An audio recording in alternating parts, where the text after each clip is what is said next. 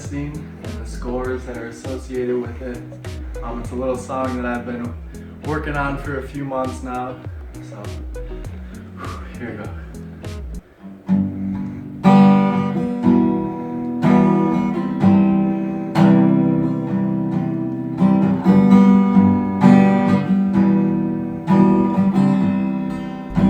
You know what? Nah, I changed my mind. Can't sing. We're just gonna, Nick, go ahead and cut it. Alright, so I decided I can't sing. I'm gonna skip the song, and I'm just gonna explain this chart here that talks about the manual muscle testing scores. And so we'll start at the top. 0 is no muscle contraction, so you can't see or feel a muscle contraction occurring. 1 is trace, so there's an actual contraction that takes place, but you don't actually see any motion or movement. 2 minus is also poor minus, and it's incomplete range of motion without gravity. So I just showed gravity there, but it would be more without gravity, you cannot do the full range of motion. 2 is poor, and you have the complete range of motion, but still without gravity. 2 plus or poor plus is where it starts to get really confusing, because you have 2 different things you could do. You could do it with gravity or without. So if you do it with gravity, you need to have less than 50% of the total range of motion. If you do it without gravity, you need the full range of motion, and you need to do it against some form of resistance. So there's kind of that one or that one, so it gets a little bit confusing when you talk about it. 3 minus is fair minus. This is when you have more than 50% of the movement with gravity. 3 or fair is complete range of motion with gravity. You can do the full range of motion. 3 plus or fair plus is the complete range of motion with slight resistance. You can do the full range, and now you can resist against some slight resistance. 4 is good, and that's the complete range of motion again with moderate resistance this time. And 5 or normal is maximal resistance. So that is the full manual muscle testing scale. When measuring manual muscle testing for shoulder flexion, have the client be seated with the arm relaxed at the side of the body. Observe the client flexing the shoulder joint to 90 degrees of flexion, or parallel to the floor.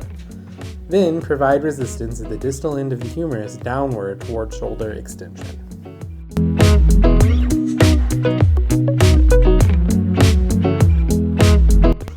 When measuring manual muscle testing for shoulder extension, the client is prone, with the shoulder joint adducted and internally rotated. Observe the client extending the shoulder joint, and then provide resistance at the distal end of the humerus in a downward and outward direction toward flexion and slight abduction.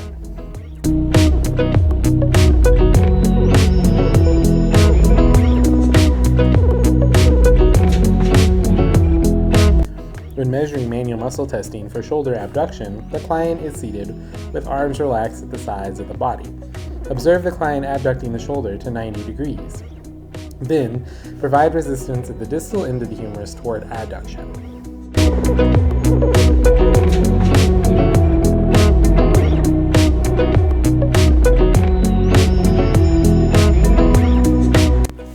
When measuring manual muscle testing for elbow flexion, the client is seated with the arm adducted at the shoulder and extended at the elbow, with it held at the side of the trunk. The forearm is supinated to test for biceps. Observe the client flexing the elbow with hand toward face. Then, provide resistance at the distal end of the volar aspect of the forearm, pulling downward toward elbow extension.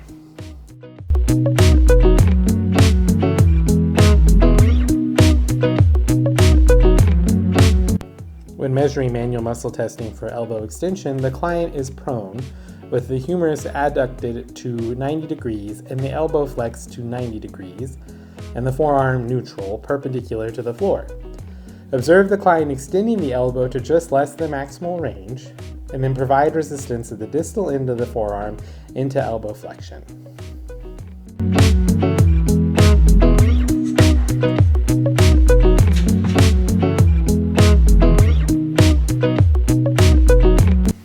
When measuring manual muscle testing for shoulder external rotation, the client is prone with the shoulder abducted to 90 degrees and the humerus neutral, and the elbow flexed to 90 degrees.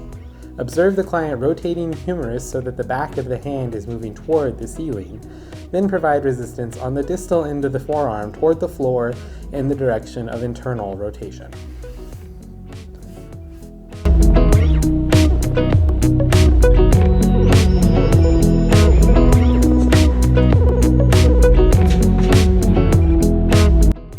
When measuring manual muscle testing for shoulder internal rotation, the client is prone with the shoulder abducted to 90 degrees, the humerus neutral, and the elbow flexed to 90 degrees.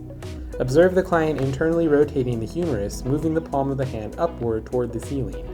Then provide resistance at the distal end of the volar surface of the forearm anteriorly toward external rotation.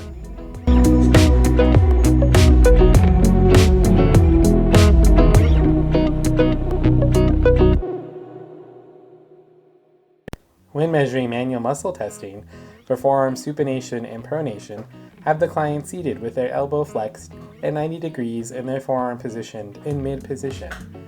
Observe the client pronating and then supinating their arm. Provide resistance by shaking the client's hand and resisting both motions as they perform them.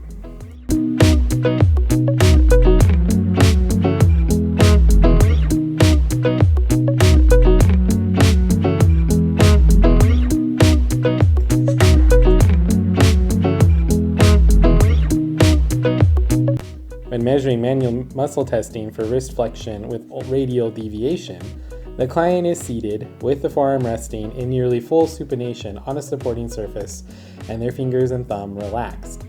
The therapist will observe the client simultaneously flexing and radially deviating the hand, then provide resistance in the palm at the radial side of the hand over the second and third metacarpals toward extension and ulnar deviation.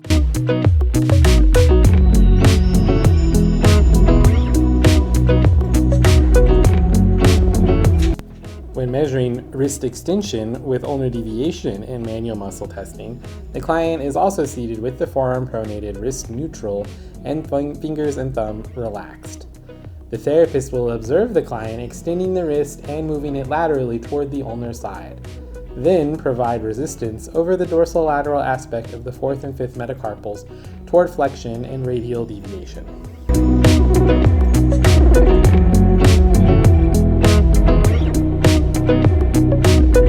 When measuring manual muscle testing for wrist extension with radial deviation, the client is seated with their forearm resting on a supportive surface in pronation, the wrist at neutral, and the fingers and thumb relaxed.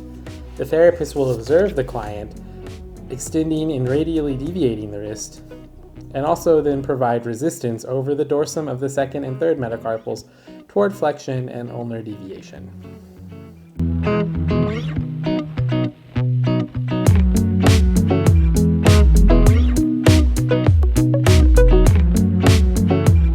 When measuring wrist extension with ulnar deviation in manual muscle testing, the client is also seated with the forearm pronated, wrist neutral, and fingers and thumb relaxed.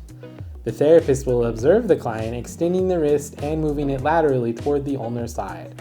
Then provide resistance over the dorsolateral aspect of the fourth and fifth metacarpals toward flexion and radial deviation.